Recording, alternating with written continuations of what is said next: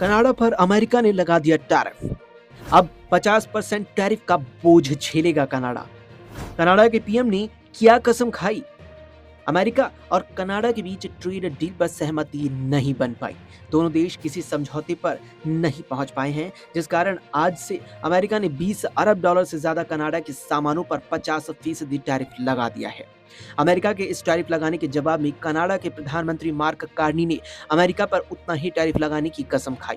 PM Carney ने कहा कि हाल के हफ्तों में हमने अमेरिका के साथ कनाडा की स्थिति को दुनिया की सबसे बेहतर डील बनाने की दिशा में तेजी दिखाई थी, लेकिन ये कनाडा के लोगों के मुताबिक लक्ष्यों को पूरा नहीं कर सका। कार्नी ने आगे कहा कि कनाडा भी अमेरिका के नए टैरिफ का डॉलर के बदले डॉलर के हिसाब से जवाब देगा।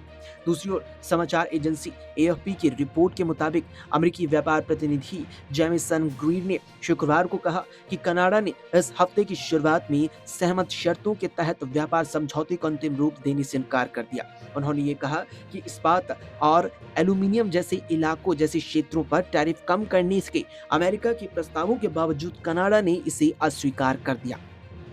वहीं कनाडा के पीएम कार्नी ने जवाब दिया कि अमेरिका द्वारा प्रस्तावित शर्तों में अंतिम वक्त में किए गए बदलाव अनुचित, अलाभकारी थे और किसी भी समझौते की विश्वसनीयता पर सवाल उठा रहे थे। समझौते की विश्वसनीयता पर सवाल तो उठ ही रहा था। उन्होंने आगे कहा कि सरकार आने वाले दिनों में कनाडाई कारोबारियों और व्यवसायियों के लिए अतिरिक्त सहायता का भी ऐलान करेगी। कनाडा अमेरिका द्वारा ऑटोमोबाइल, स्टील और एल्यूमीनियम पर लगाए गए टैरिफ से राहत की मांग कर रहा है, जिसने उसकी अर्थव्यवस्था पर दबाव डाला है, नौकरियों के नुकसान में योगदान दिया है और अमेरिका के साथ उसके कभी मजबूत रहे व्यापारिक संबंधों में भी तनाव पैदा कर दिया। कार्नी ने बार बार कनाडाई लोगों को चेतावनी दी है कि किसी भी व्यक्तिगत व्यापार समझौते के परिणाम की परवाह किए बिना संयुक्त राज्य अमेरिका के साथ संबंधों में एक स्थायी बदलाव आया है। उन्होंने ये भी कहा कि देश को विविधीकरण करना चाहिए और संयुक्त राज्य अमेरिका पर अपनी निर्भरता कम करनी चाहिए, जो वर्तमान में कनाडा के निर्यात का लगभग 70% है।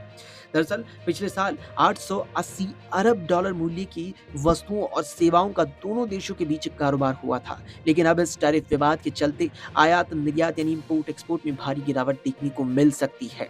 हालांकि इस डील को पूरा करने के लिए 3 दिनों की समय सीमा बढ़ाई गई थी, लेकिन इसके बाद भी ये डील पूरी नहीं हो पाई है। यानी अब अमेरिका ने जो टैरिफ का बम है वो कनाडा पर भी फोड़ दिया है, जिसके जवाब में कनाडाई प्रधानमंत्री का भी साफ तौर पर कहना रहा कि अब अमेरिका के लगाए गए टैरिफ का बदला हम टैरिफ से लेंगे, यानी डॉलर का जवाब हम डॉलर से ही देंगे। इस बीच यहाँ पर कनाडाई प्रधानमंत्री यहाँ मार्क कार्नी ने लोगों से भी साफ तौर पर अपील की है कि वो बिल्कुल भी किसी भी सूरत में घबराए नहीं और सरकार यहाँ हर मुश्त मदद करने के लिए आगे रहेगी।